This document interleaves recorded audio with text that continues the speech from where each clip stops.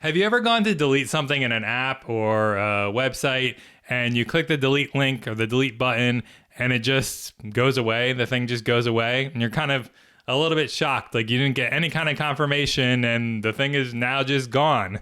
And it's, again, it's a little bit jarring, and that's because we as users have come to expect that whenever we're doing something that's potentially dangerous, like deleting a record or submitting an important form or things like that, that the app is gonna ask us, are we sure? Do we want to actually do this before it actually does? So that's what we're going to look at today, how to enable those types of confirmations within your AppSheet app for whatever types of actions you choose.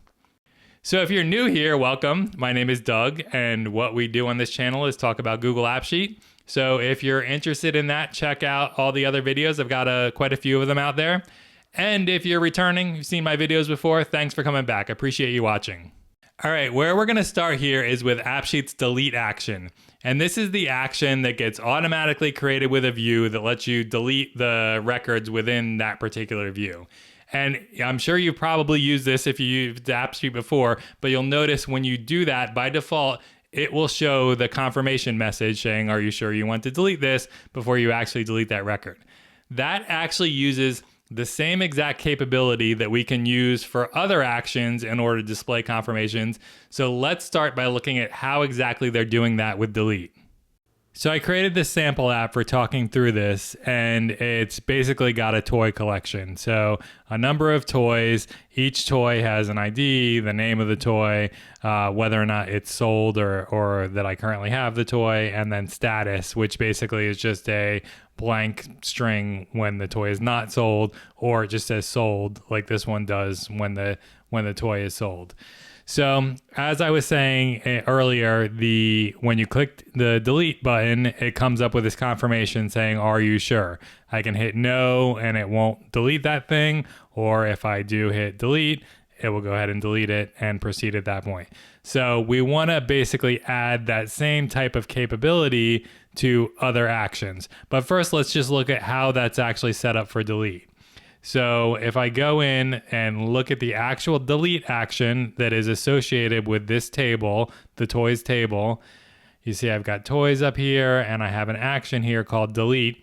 And where this confirmation is actually set up is underneath behavior down here. And you see that there's a checkbox here or a toggle that says needs confirmation.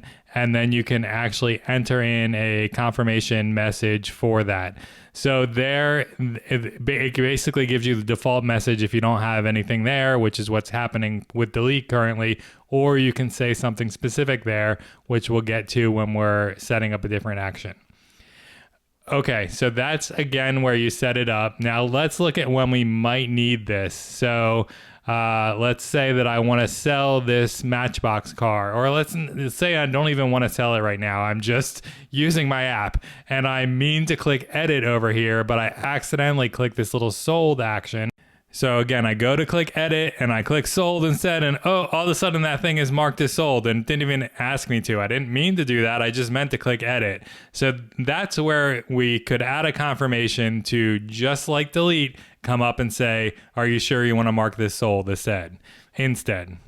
So to do that, let's go underneath our sold action here. And again, you configure it in the exact same place. So we're going to go under behavior.